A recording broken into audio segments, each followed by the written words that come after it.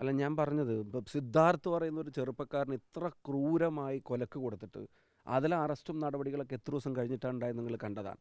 അപ്പോൾ പോലീസ് ഇരുട്ടിൽ തപ്പുമായിരുന്നു, police slow മോഷനിലായിരുന്നു. പക്ഷേ ഇന്നലെ ഒരു മനുഷ്യജീവൻ നഷ്ടപ്പെട്ടതുമായിട്ട് ബന്ധപ്പെട്ടൊരു സമരത്തിന്, ജനകീയ സമരത്തിന്, ജനങ്ങളുടെ സമരത്തിന് രണ്ട് ജനപ്രതിനിധികൾ പൊതുപ്രവർത്തകർ നേതൃത്വം നൽകിയപ്പോൾ അവരനുഷ്ഠിക്കുന്ന നിരാഹാര സമരമാണ്, അത് ഓർക്കണം.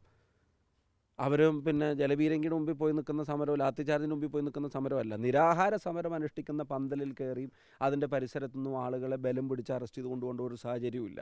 അത് പിണറായി വിജയൻ പകപോക്കുകയാണ്. മറ്റ് പല കാര്യങ്ങൾക്കുമുള്ള പകപോക്കൽ ആയിട്ട് തന്നെ വേണം അതിനെ കാണാൻ. പക്ഷെ അതുകൊണ്ട് ഞങ്ങൾക്ക് മിണ്ടാതിരിക്കാനോ വെറുതെ ഇരിക്കാനോ കഴിയില്ല. ഒരു ന്യായീകരണവും ഇല്ലാത്ത അറസ്റ്റാണ് ഇന്നലെ. ആ മരണപ്പെട്ടപ്പോൾ ഞാൻ റിപ്പോർട്ടറിൻ്റെ ഇത് തന്നെ ഉണ്ട്, ഏഷ്യാനെറ്റിനെയും ഞാൻ കണ്ട്.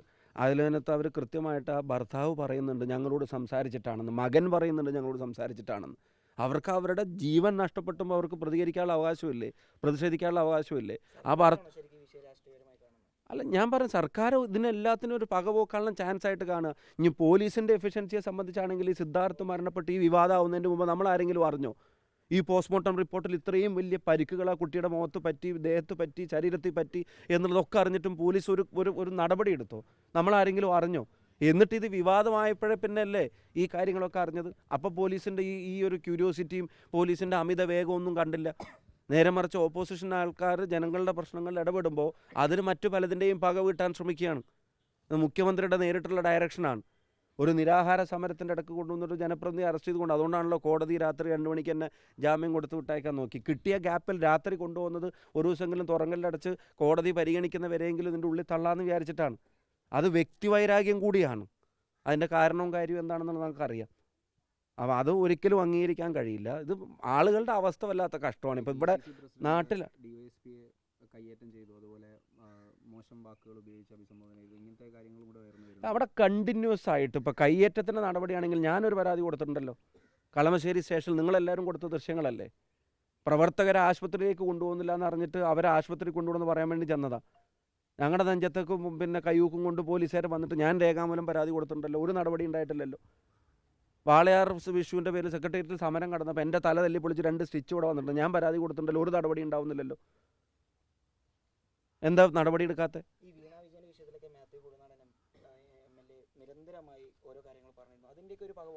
അത് ഞാൻ ക്ലിയർ ആണല്ലോ.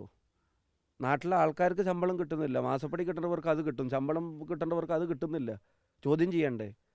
എന്താ ആൾക്കാരുടെ അവസ്ഥ? വനാതിർത്തിയിലാണെങ്കിൽ പിന്നെ വന്യമൃഗങ്ങൾ വന്നിട്ട് ചവിട്ടിക്കൊല്ലും. പിന്നെ നാട്ടിലാണെങ്കിൽ ഇപ്പോൾ മറ്റ് ആനകൾ വന്നിട്ട് ആൾക്കാരുടെ വീടും സ്വത്തിനും പിന്നെ സംരക്ഷണമില്ലാത്ത അവസ്ഥ ഉണ്ടാക്കുന്നു. ഇനിയിപ്പോൾ സമരത്തിനോ പന്തലിലോ തെരുവിലോ ആണെങ്കിൽ പോലീസ് വന്നിട്ട് അതിക്രമം നടത്തുന്നു.